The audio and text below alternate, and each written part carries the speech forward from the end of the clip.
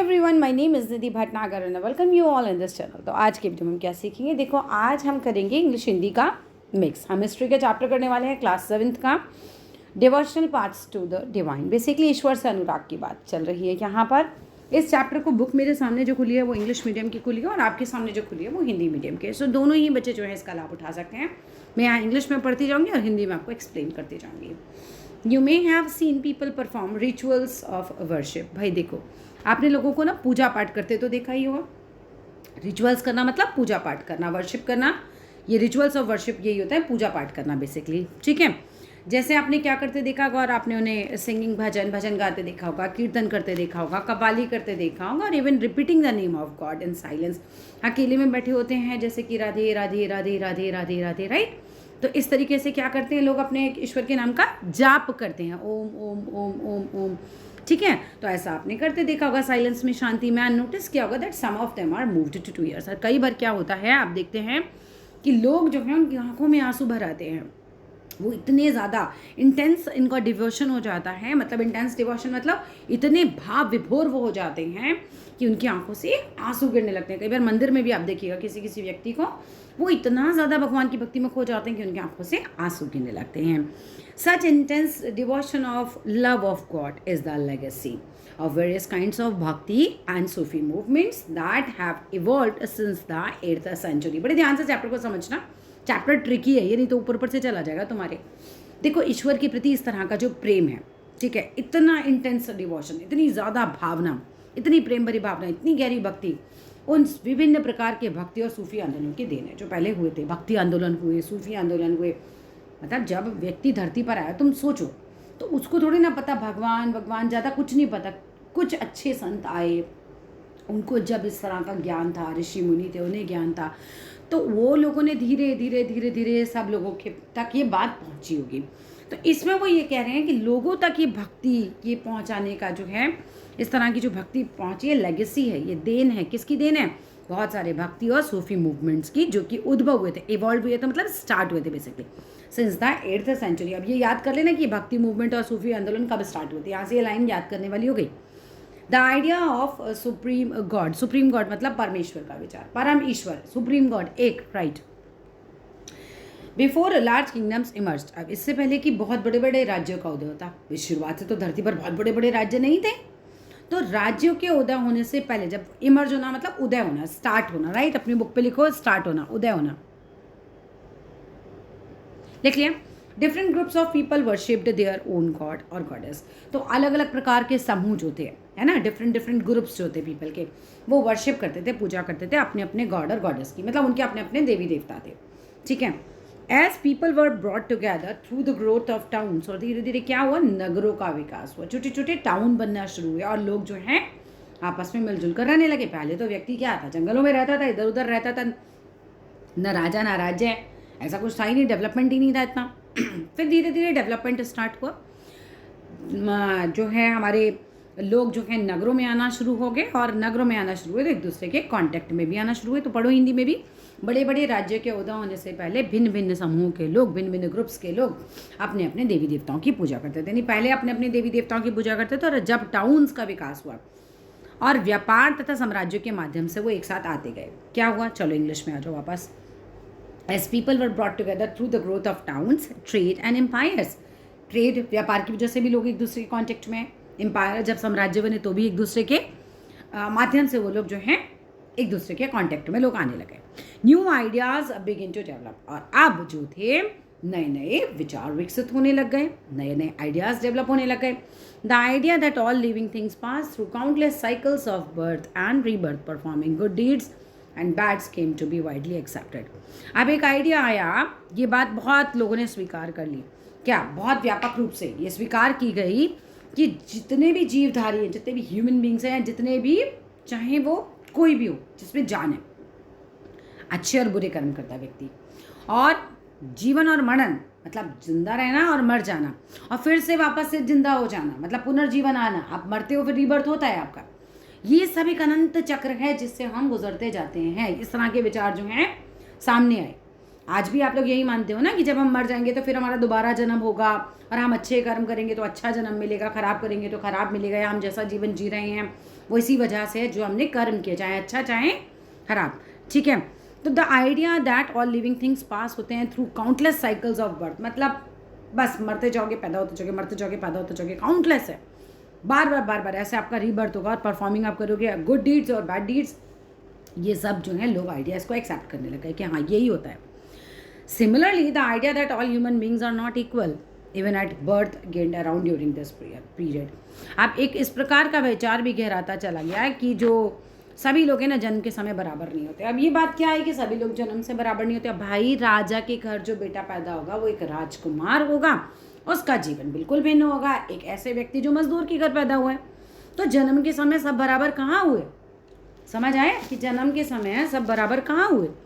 The belief even at the birth gained ground during this period. अब क्या हुआ कि बर्थ जब आपका जन्म होता है तो आपको एक तरीके से हम कह सकते हैं कि जिस तरीके के आप घर में पैदा हुए वैसा ही आपका जीवन रहेगा, उसी के हिसाब से रहेगा, ठीक है। So similarly the idea that all human beings are not equal even at the birth gain ground, इस तरह का आइडिया गेन ग्राउंड मतलब लोगों के बीच में फैलने लग गया, ग्राउंड मिलने लग गया इसको एक तरीके से ड्यूरिंग दिस पीरियड। तो इस पीरियड में दो बातें आपने अभी भी पढ़ी कि किंगडम जो बने उसके पहले पहले लोग अपने गॉड और गॉडेस की पूजा किया करते थे। फिर धीरे धीरे लोगों ने क्या किया, ये बात मान, जब टाउन्स बने, एम्पायर बने, तो लोग एक दूसरे के कांटेक्ट में आए, ट्रेड्स की वजह से कांटेक्ट में आए। फिर एक आइडिया आया लोगों के बीच में, बहुत ज़्यादा एक विचार जो है वो छाने लगा कि काउंटलेस बर्थ होगा हमारा, रीबर्थ होगा, और हम जैसे भी अच्छे या बुरे कर्म करेंगे उसके हिसाब से ही हमारा जन्म होगा। और उसी बीच एक और बात आती है कि आप कैसे परिवार में पैदा हो रहे हो, ये भी एक बहुत बड़ी इंपॉर्टेंट चीज़ है कि आपका लाइफ कैसा होगा, ठीक है। तो अभी जन्म के समय सब बराबर नहीं है इस आइडिया के अनुसार। The believe that social privileges come from birth, एक विश्वास आया कि सामाजिक विशेषाधिकार, सोशल प्रिविलेजेस, एक राजकुमार को अलग से एक विशेषाधिकार मिले होते और एक गरीब आदमी को नहीं मिले होते। तो social privileges come from the birth in a Nobel family और हाई कास्ट में was the subject of many learning Texas. अब इस तरह की चीज़ें बहुत सारे लर्निंग टेक्सेस में, पांडित्यपूर्ण ग्रंथों में खूब इसका विषय होता था कि लोग लिखते थे इसके बारे में उस समय, ठीक है। यहाँ तक का क्लियर है, धीरे धीरे समझेंगे, चैप्टर काफ़ी लंबा है लेकिन नहीं तो ऊपर से गुजर जाएगा। Many people were uneasy with such ideas and turn to teaching of Buddhas और the Jainas according to which it was possible to overcome social differences and break the cycle of rebirth through personal effort. अब आपने ऊपर दो चीज़ें पढ़ी थी कि rebirth होता है और जन्म से कुछ विशेष अधिकार मिलते हैं, ये वाली बात पढ़ी थी। अब बहुत सारे लोग जो थे, मैनी पीपल, वो अनईजी हो गए, बहुत ज़्यादा बेचैन हो गए ये पढ़ के कि ये क्या होगा, मतलब हम मरेंगे फिर जिएंगे, मरेंगे फिर जिएंगे, मरेंगे फिर जिएंगे। और जीवन जब आप जीते हो तो बहुत सारी दुख और परेशानियाँ भी आती रहती हैं। तो उन लोगों को लगा नहीं यार, कैसे भी करके ये साइकिल को तोड़ना पड़ेगा। तो बहुत सारे लोग इससे बेचैन थे इस आइडिया से, और वो किस तरफ मुड़े फिर, इसीलिए वो बुद्ध और जैनों के उपदेशों की ओर उन्मुख हुए। महात्मा बुद्ध और जैन जो थे, महावीर स्वामी, उन्होंने बहुत सारे उपदेश दिए जिसमें वो ये कहते थे, क्या कहते थे कि भाई हमें इस पुनर्जन्म के चक्र से छुटकारा पाया जा सकता है। अब लोगों को लगा कि हाँ दिस इज अ वे, कि कोई रास्ता तो है जो हम इस चीज़ से बाहर आ सकें, ठीक है। सामाजिक अंतरों को दूर किया जा सकता है, पुनर्जन्म के जो चक्र हैं उससे छुटकारा पाया जा सकता है। Others felt attracted to the idea of supreme God, और कुछ लोगों ने परमेश्वर संबंधी इस विचार से आकर्षित हुए कि यदि मनुष्य भक्तिभाव से परमेश्वर की शरण में आ जाए तो व्यक्ति को इस बंधन से वो मुक्त कर सकता है। अब देखो यहाँ से इस लाइन को समझो भाई, एक ग्रुप तो अनईजी है और वो ये कह रहा है कि हाँ ठीक है, महात्मा बुद्ध और जैन जो हैं, महावीर स्वामी, हम उनके विचारों पर अगर चलें तो हाँ वहाँ पर कहीं ना कहीं वो अट्रैक्ट हो रहे थे इनकी टीचिंग की तरफ कि हम ओवरकम कर सकते हैं सोशल डिफरेंसेस को, है ना, इससे भी हम ऊपर आ सकते हैं और ब्रेक कर सकते हैं साइकिल ऑफ रीबर्थ को, अगर हम एफर्ट मारे तो। कुछ लोग ये मानने लगे वहीं पर कि अगर हम सुप्रीम गॉड, है ना, सुप्रीम गॉड की तरफ अगर हम अपने आइडिया का क्या है, others well attracted to the idea of a supreme God, कि भगवान एक है, सुप्रीम गॉड है कोई, और who could deliver humans from such bondage, और वो क्या कर सकता है, मुक्त कर सकता है। डिलीवर करने का मतलब लिखो मुक्त करना, वो भगवान जो है वो डायरेक्ट हमें मुक्त कर सकता है, ठीक है। इफ़ अप्रोच्ड विद डिवोशन, अगर हम उसे बहुत ही डिवोशन के साथ, बहुत भक्ति भावना के साथ जो है अप्रोच करें कि भगवान हमें इस जन्म मृत्यु के चक्कर से छुटकारा दो। अब आपने देखा होगा बहुत सारे साधु संत पता नहीं कहाँ ठंड में गर्मी में तपस्या कर रहे हैं। वो क्यों कर रहे हैं? वो इसीलिए कर रहे हैं कि वो जन्म मरण के चक्र से छूटना चाहते हैं, वरना ये तो काउंटलेस है एक तरीके से कि ना हम अच्छे, देखो मनुष्य आया है तो बुरे कर्म भी करेगा, बुरे करेगा, सारे ही अच्छे करे तो ज़रूरी नहीं है, फिर वो उसको लगेगा फिर मुझे सज़ा मिलेगी अगले जन्म में, फिर कोई प्रॉब्लम आएंगी, तो इससे चाहे मैं इस चक्र से छूट जाऊँ। सो लोग जो हैं एक ग्रुप ये भी मानने लगा कि मैं सुप्रीम गॉड से अगर प्रार्थना करूं तो सुप्रीम गॉड जो है मुझे इस चीज़ से मुक्ति दिला सकता है। क्लियर है यहाँ तक? अब ये वाला विचार सुप्रीम गॉड वाला कहाँ मिला? This idea advocated in Bhagavad Gita grew in popularity in early centuries of the common era. अब ये आइडिया कि सुप्रीम गॉड परमेश्वर है, अगर हम उसकी शरण में आ जाएं पूरी तरह से इस बंधन से मुक्त हो सकते हैं, ये विचार मिले हमें श्रीमद् भगवत गीता में। और ये किस समय मिले थे? सामान्य ईस्वी बोल सकते हो, इसमें हमको मिले हैं। कॉमन एरा लिख कर आना एग्जाम में, हिंदी मीडियम वाले सामान्य ईस्वी लिख कर आएंगे, ईस्वी सन। इसके अलावा यहाँ पर द बिगनिंग ऑफ भक्ति, यहाँ हिंदी मीडियम में बिगनिंग ऑफ भक्ति आपको दे नहीं रखा है, शायद नहीं दे रखा है। द बिगनिंग ऑफ भक्ति मैं बता देती हूँ, इंग्लिश मीडियम वाले में दे रखी है। वर्शिप ऑफ सर्टेन दैटीज, मतलब पूजा करना कुछ देवी देवताओं की, certain which became a central feature of later Hinduism, जो बाद में एक बहुत केंद्र बन गया था हिंदुइज्म का, उसने गेन करी थी इंपॉर्टेंस। ठीक है, वर्शिप करना सर्टेन देवी देवताओं की, हिंदुओं में बहुत हुआ देवी देवताओं की पूजा करने का विचार। ये जो डेटीज थी included Shiva, Vishnu and goddess such as Durga, इनके नाम हैं जिन देवी देवताओं की लोग पूजा करते थे। दीज दैटीज, ये देवी देवता वो वर्शिप्ड थ्रू भक्ति, भक्ति के साथ इनकी पूजा की जाती थी। And idea that became very popular, एक आइडिया बहुत पॉपुलर हुआ एट दिस टाइम, इस समय। Bhakti is generally understood as a person's devotion, भक्ति को क्या समझा जाता है कि इंसान की कितनी श्रद्धा है, कितना डिवोशन है तो हिज और आर चूजन दैती देवी देवताओं के प्रति। एनीबडी, कोई भी, वेदर रिच हो या पुअर हो, belonging to a so called high class या लो क्लास हो, मैन हो या विमेन हो, औरत हो या आदमी हो, कोड फॉलो कर सकते हैं पाथ ऑफ भक्ति। एन आइडिया ऑफ भक्ति is present in Bhagavad Gita. कहाँ मिलता है आइडिया ऑफ भक्ति? हमें भगवत गीता में मिलता है, ये आइडिया लिखा हुआ है। भगवत गीता क्या, एक बहुत ही सैक्रेड यानी कि बहुत ही पवित्र किताब है हिंदुओं की। आई होप यहाँ तक क्लियर है। चलो come to the next page. Shiva, Vishnu and Durga as a supreme deities came to be worshipped through elaborate rituals. अब क्या होता है, शिव, विष्णु और दुर्गा को परम देवी देवताओं के रूप में पूजा जाने लगा। दैटीज मीन्स देवी देवता। तो कौन कौन से देवी देवता हैं? शिव जी आए, विष्णु जी आए, दुर्गा जी आई, इनको सुप्रीम दैटीज देवी देवता माने जाने लगा। केम टू बी वर्शिप्ड, इनकी पूजा होने लगी थ्रू इलेबोरेट रिचुअल्स, मतलब बहुत बड़े बड़े जो हैं धार्मिक अनुष्ठान होने लगे इनकी पूजा पाठ के लिए। ठीक है, विशुद्ध धार्मिक अनुष्ठान हुए थे, उनके माध्यम से ये जो हैं इन सब की पूजा की जाने लगी। एट द सेम टाइम उसी समय gods and goddess worshipped in different areas, अलग अलग देवी देवता जो थे अलग अलग एरियाज में पूजे जाने लगे। Came to be identified with Shiva, Durga नहीं, शिवा, विष्णु और दुर्गा। अब क्या है, साथ ही साथ भिन्न भिन्न क्षेत्रों में पूजे जाने वाले देवी देवताओं को शिव, विष्णु या दुर्गा का ही रूप माना जाने लगा। भाई लोग अलग अलग जगह अलग अलग को पूछ रहे हैं, लेकिन कह रहे हैं शिव जी का ही रूप है, ये दुर्गा जी का ही रूप है, ये भगवान विष्णु जी का ही रूप है। क्लियर है? आगे आ जाओ।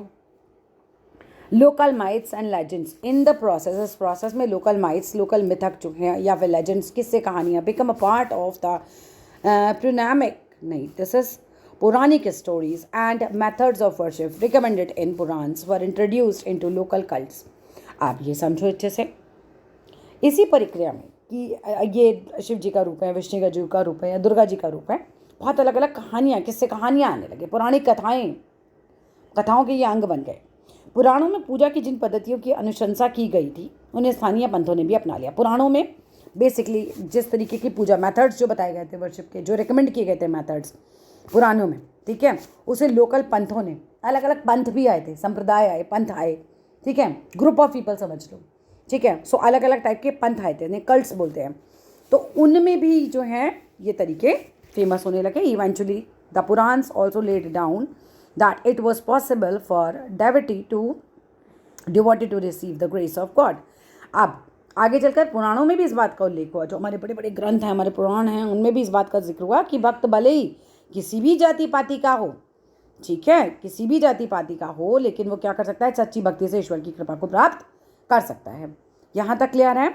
The idea of bhakti became so popular that even Buddhism and Jains adopted this beliefs.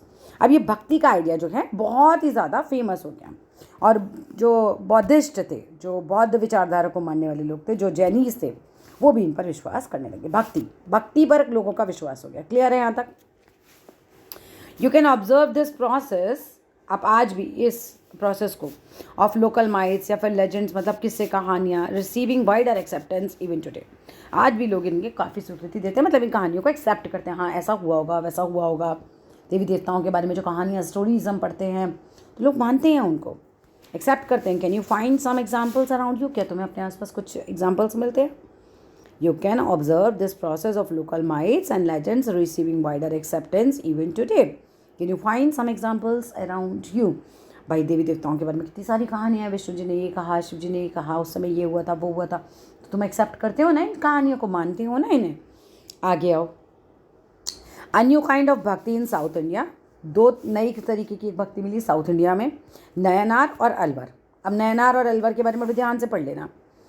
The 7th to 19th century saw the emergence of new religious movement।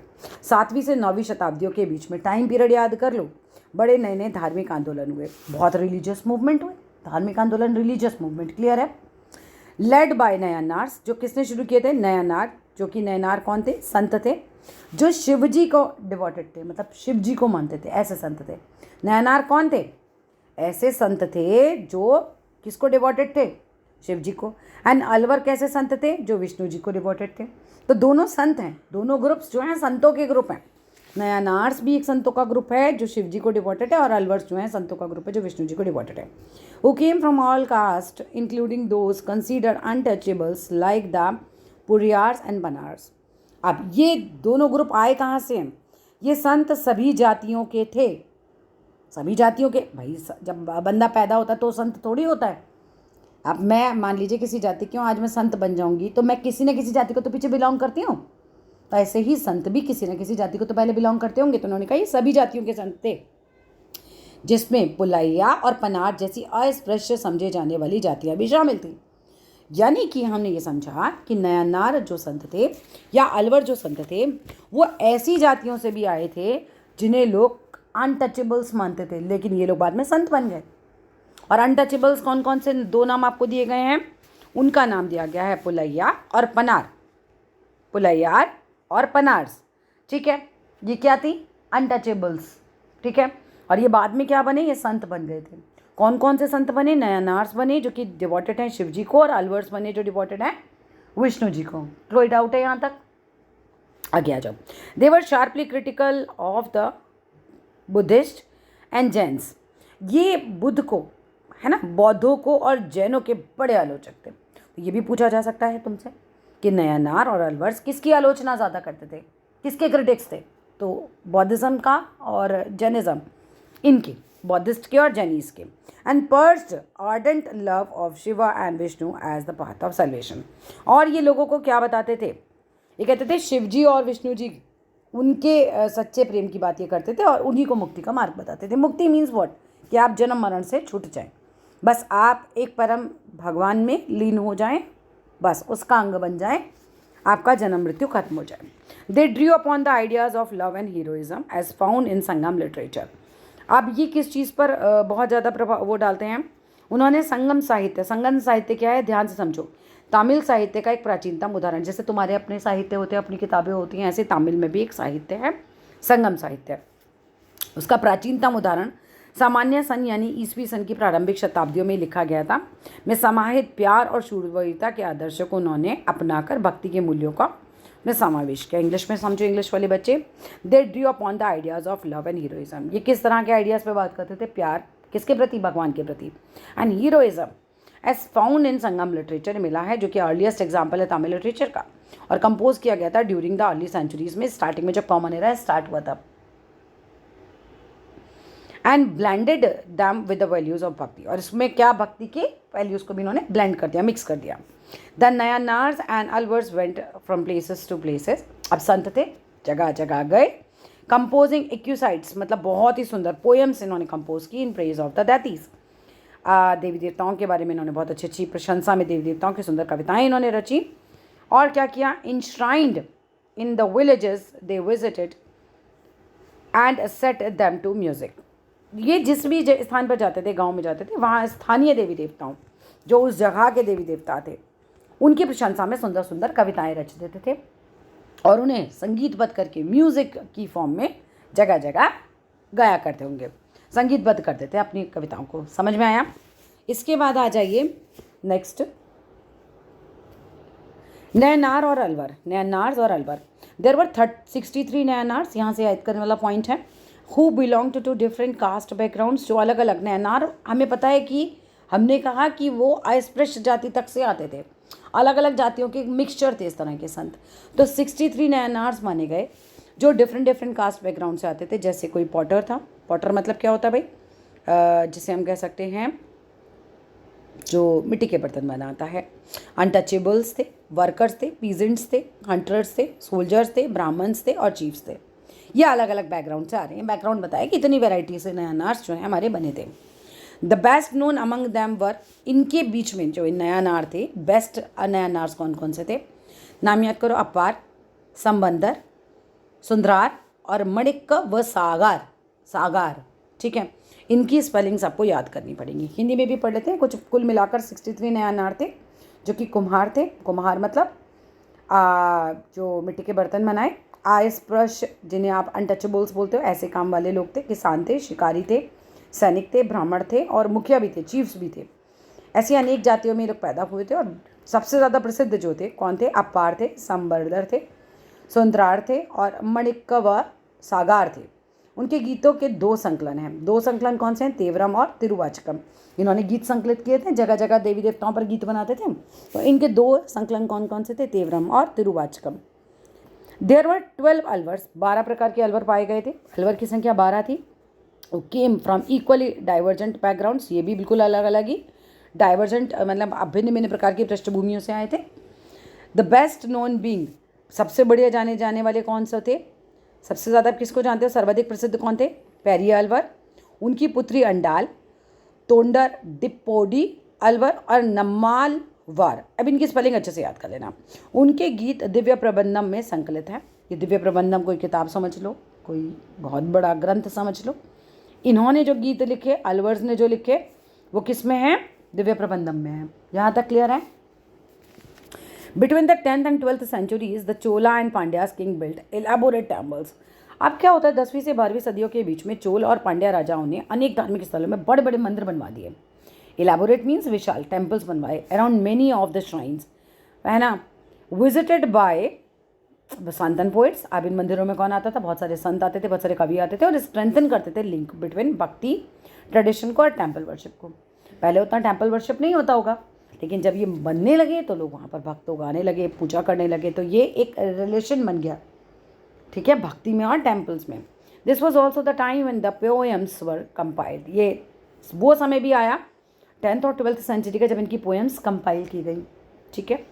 Besides, इनके अलावा हैगियोग्राफिक्स और religious biographies of Alvars and Nayanars was also composed. अब इन लोगों के बारे में, इन लोगों की धार्मिक जीवनियाँ भी रची गई, मतलब इनके जीवन के बारे में लिखा गया जगह जगह, ठीक है, इसी समय।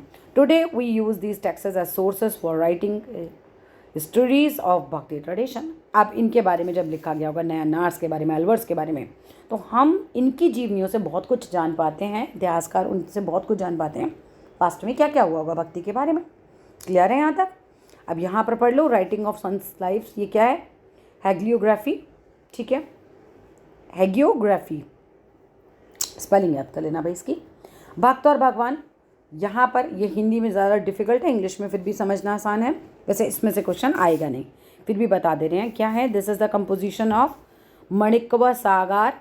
ये मणिकवा सागार की कंपोजिशन है, उन्होंने लिखी है। Into my vile body of flesh, मेरे हार्ड मास के इस घृणित शरीर में, you came as though it were a temple of God. भगवान तुम मेरे शरीर में आ रहा है, ऐसे आए हार्ड मास के जैसे ये कोई सोने का मंदिर हो। And sued me Holi and saved me, और तुमने क्या किया? मेरे ऊपर कृपा करी प्रभु, मेरे विशुद्धतम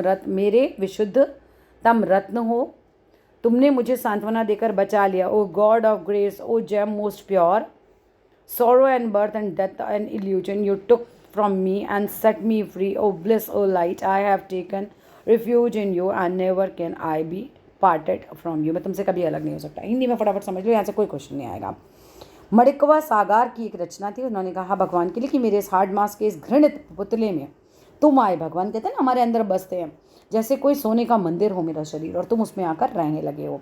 मेरे कृपालु प्रभु, मुझ पर कृपा करने वाले भगवान, मेरे विशुद्धतम रत्न, तुमने मुझे सांत्वना देकर बचा लिया। तुमने मेरा दुख, मेरा जन्म मृत्यु का कष्ट और माया मोह हर लिया और मुझे मुक्त कर दिया। हे ब्रह्मानंद, हे प्रकाश में, मैं तुम में शरण ली है और तुम से कभी मैं दूर नहीं हो सकता। ठीक है, आगे आ जाओ, इससे कोई प्रश्न नहीं आएगा। यहाँ सही है। फिलॉसफी एंड भक्ति, दर्शन और भक्ति। Shankara one of the most influential philosophers थे इंडिया के। तो भारत में सबसे ज़्यादा प्रभावशाली अगर फिलोसोफर कोई रहा, दार्शनिक कोई रहा, जीवन है, मृत्यु है, भगवान है, ये होगा वो होगा, तो अगर ऐसा कोई बहुत फिलोसोफर रहा तो वो शंकर थे। And was born in Kerala in 8th century. इनका जन्म हुआ था केरला में 8वीं शताब्दी में। He was an advocate of, अब आता है एक और चीज़, अद्वैतवाद। आपने नया नार पढ़ा, आपने अलवर पढ़ा, आपने श्रीमद् भगवद गीता पढ़ा, अब आप क्या पढ़ रहे हो? अद्वैता के बारे में। अद्वैता और doctrine of the oneness of individual soul and supreme god which is the ultimate reality. अब भारत के सर्वाधिक प्रभावशाली अगर हम दार्शनिक की बात करें तो शंकर का जन्म 8वीं शताब्दी में हुआ था, केरल में हुआ था। यह अद्वैता यानी अद्वैतवाद के समर्थक थे। अद्वैतवाद क्या कहलाता है? जिनके अनुसार जीवात्मा और परमात्मा, जीवात्मा और परमात्मा यही परम सत्य हैं, दोनों एक ही हैं। मतलब मेरी आत्मा और भगवान एक ही है, मेरे अंदर की जो आत्मा है वही परमात्मा है, वो एक ही है। उन्होंने शिक्षा दी कि ब्रह्मा जो एकमात्र या परम सत्य है वो निर्गुण और निराकार है। अब इनकी शिक्षा याद रखना, अद्वैतवाद वाले क्या बोलते थे? वो वननेस को मानते थे कि आत्मा और परमात्मा एक ही हैं। ब्रह्मा जी, सुप्रीम गॉड जो हैं, जिन्हें हम ब्रह्मा जी बोलते हैं, वही अल्टीमेट रियलिटी है, वही जीवन, मतलब वही सत्य हैं। वह सोचते थे दैट ब्रह्मा द ओनली और अल्टीमेट रियलिटी एंड फॉर्मलेस हैं। जैसे मेरी तो एक फॉर्म है, मेरे हाथ हैं, पैर, ब्रह्मा जी उनके अनुसार फॉर्मलेस हैं और विदाउट एनी एट्रीब्यूट्स है, मतलब निर्गुण और निराकार है बेसिकली। ठीक है। He considered the world around us to be an illusion और माया। और वो क्या कहते थे ये अद्वैतवाद वाले कि जो भी हमारे आसपास है ये सब माया है, भगवान का क्रिएट किया हुआ है सब कुछ, सब माया है, ये कुछ भी सत्य नहीं है इसमें से। तुम सत्य नहीं, मैं सत्य नहीं, बस आत्मा है और परमात्मा है जो एक है, बाकी सब कुछ क्या है? ये माया है। एंड फर्स्ट इन्होंने उपदेश दिया रिनंसिएशन ऑफ द वर्ड का, कि त्याग करो आप। रिनंसिएशन मतलब परित्याग करो वर्ड का। एंड अडॉप्ट करो the path of knowledge to understand the true nature of Brahman and attain salvation.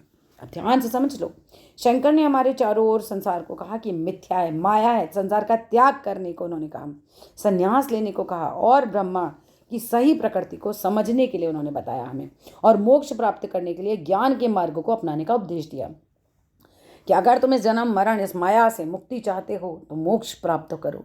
मोक्ष कैसे प्राप्त करोगे? उन्होंने कहा संन्यास लो, इस माया के चक्कर में मत फंसो। तुमने देखा होगा एक व्यक्ति कितना भी अमीर हो, डिससेटिस्फाइड रहेगा। हर आदमी डिससेटिस्फाइड है, ये है तो वो नहीं है, वो है तो वो नहीं है, वो है तो ये सब कुछ माया है उनके अनुसार। ये आदमी कभी संतुष्ट नहीं होता है ना। आगे आ जाओ वरना मैं ही संत बन जाऊंगी चैप्टर पढ़ाते पढ़ाते। Ramanuja born in Tamil Nadu. जो रामानुज थे वो तमिलनाडु में उनका जन्म हुआ था। कब हुआ था? इन द 11th सेंचुरी में। And was deeply influenced by Alvars. अब रामानुज जो थे इन अलवर्स से बहुत ज़्यादा प्रभावित हुए। ठीक है। और according to him the best means of attaining salvation. और उनके अनुसार अगर आपको मोक्ष प्राप्ति के लिए सबसे अच्छा तरीका है तो वो है थ्रू इंटेंस डिवोशन। आप बिल्कुल अनन्य भक्ति भाव से किसके प्रति डिवोशन रखो? टू विष्णु जी के प्रति। Vishnu in his grace helps the devotee to attain the bliss of union with him. आगे आ जाओ, वापस हिंदी में आ। तो रामानुज जो थे 11वीं शताब्दी में तमिलनाडु में पैदा हुए थे और वो विष्णु भक्त जो थे संत अलवर, ठीक है, अलवर विष्णु भक्त थे, उनसे बहुत प्रभावित हुए। उनके अनुसार मोक्ष प्राप्त करने का उपाय क्या है? विष्णु जी के प्रति अनन्य भक्ति। जो विष्णु जी को मानते हैं वो यही कहेंगे ना कि विष्णु जी जो है उनसे ही हमें मोक्ष प्राप्ति हो सकती है। भगवान विष्णु की कृपा दृष्टि से भक्त उनके साथ एकाकार होने का परमानंद प्राप्त कर सकते हैं। एकाकार मतलब मेरी आत्मा भगवान में जाके मिक्स हो जाए और मैं इस पूरे जन्म मरण से छूट जाऊं। उन्होंने कहा ऐसा आनंद हमें कब प्राप्त हो सकता है? उनके अनुसार जब हम विष्णु जी की पूजा करते हैं, उनकी कृपा दृष्टि पाते हैं। रामानुज ने डॉक्ट्राइन जनरली ने greatly inspired the new strand of bhakti which developed in North India subsequently. Ramanuja के सिद्धांत ने भक्ति की एक नई धारा को ही प्रेरित कर दिया और ज़्यादा ये आगे बनी विष्णु जी, है ना, विष्णु जी वाली धारा जो हम कह सकते हैं, जो परवर्ती काल में उत्तरी भारत में विकसित हुई थी। अब किधर विकसित हो रही है ये? तमिलनाडु साइड में। पहले कहाँ हुई थी? उत्तर भारत में। अब कहाँ हो रही है? तमिल साइड, दक्षिण भारत में, राइट। तो रामानुज के द्वारा ये चीज़ें दक्षिण भारत तक भी पहुंची। बात समझ आ रही है? नेक्स्ट आ दो बसवन्ना का वीरेश्वरवाद। बसवन्ना वीरेश्वरवाद। अब ये स्पेलिंग्स बहुत डिफिकल्ट है इस चैप्टर में। वीरेश्वरवाद। वी नोटेड, हमने पढ़ा, that the connection between the Tamil भक्ति मूवमेंट एंड टेम्पल वर्शिप। हमने किसके बारे में पढ़ा? हमने पढ़ा तमिल भक्ति आंदोलन और मंदिर पूजा के बीच में क्या संबंध था।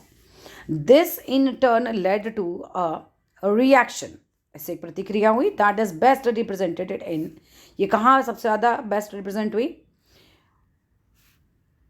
Veerashaiva.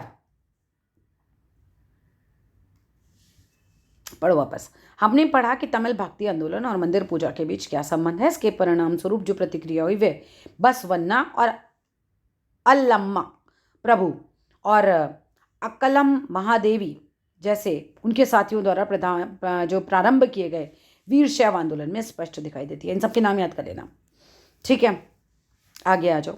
This movement began in Karnataka. ये मूवमेंट स्टार्ट हुआ था कर्नाटका में in the mid 12th century में। द वीरशैव्स आर्ग्यू करते थे strongly for equality of all human beings, कि सब लोग जो हैं इक्वल हैं। किसका क्या आइडिया था, किसने किस बारे में आइडिया दिया, वो तुम्हें याद करना है इस चैप्टर में। तो इन्होंने क्या कहा, वीरशैववादियों ने इस बात पे बहुत ज़्यादा जोर दिया कि सभी लोग इक्वल हैं, और अगेंस्ट थे ये किसके? ब्राह्मणवादी आइडियाज़ के। ये अबाउट कास्ट, ब्राह्मणवादी, तो ब्राह्मण लोग तो यही कहते थे ना हम सबसे ऊपर हैं, वो इस तरह की चीज़ों को अपोज करते थे। एंड ट्रीटमेंट ऑफ वीमेन के ऊपर उनको अच्छा नहीं लगता था। तो ब्राह्मणवादी विचारधारा के, मूर्ति पूजा के, इन सब के वो खिलाफ थे। They were also against all form of rituals के और आइडल वर्शिप के, ठीक है। ये किस चीज़ को मानने लगे थे फिर? किस चीज़ को मान रहे थे ये? वापस हिंदी पूरा पैराग्राफ पढ़ो। देखो, हमने पढ़ा कि तमिल भक्ति आंदोलन और मंदिर पूजा के बीच क्या संबंध थे। इसका रिजल्ट ये हुआ, जो प्रतिक्रिया हुई वह बसवन्ना और अल्लम्मा प्रभु और अक्क महादेवी जैसे उनके साथियों द्वारा प्रारंभ किए गए वीरशैव आंदोलन में स्पष्ट दिखाई देती है। वीरशैव आंदोलन क्या था? ये आंदोलन 12वीं शताब्दी के मध्य में कर्नाटक में प्रारंभ हुआ था। ये आ सकता है वीरशैव आंदोलन क्या था? तो ये कर्नाटक में प्रारंभ हुआ था और वीरशैवों ने सभी व्यक्तियों की समानता के पक्ष में और जाति और नारी के प्रति व्यवहार में के बारे में ब्राह्मणवादी विचारधारा के विरुद्ध अपने प्रबल तर्क प्रस्तुत किए थे। उन्हें ये सब चीज़ें नहीं समझ में आती थी। इसके अलावा वे सब प्रकार के कर्मकांडों और मूर्ति पूजा के भी विरोधी थे, ठीक है। इसके बाद आ जाओ अगले पेज पे। ये मैं तुम्हें हिंदी में ही बता देती हूँ, ऊपर कुछ पोएम है, यहाँ से आएगा नहीं वैसे कुछ। नीचे दिए गए वचन या कथन दिए गए हैं और बस वन्ना के बताए हुए हैं। थोड़ा किसके बताए हुए हैं बस ये याद कर लेना। धनवान लोगों ने शिव जी के मंदिर बनाए हैं, मैं गरीब आदमी हूँ, मैं क्या करूँ? क्योंकि धनवान जो है मंदिर बना सकता है, मैं तो गरीब आदमी हूँ। मेरी टांगी खंभे हैं, शरीर तीर्थ मंदिर है, सिर उसकी छतरी है, सोने की बनी हुई है। जरा सनो नदी संगम के प्रभु, खड़ी हुई चीज़ें कभी गिर जाएंगी लेकिन चलने वाली सदा चलती रहेंगी। अब इस वीडियो में इतना ही करते हैं, फिर वीडियो हो जाएगी बहुत लंबी, फिर अगले वीडियो में से आगे कंटिन्यू करेंगे। Thank you.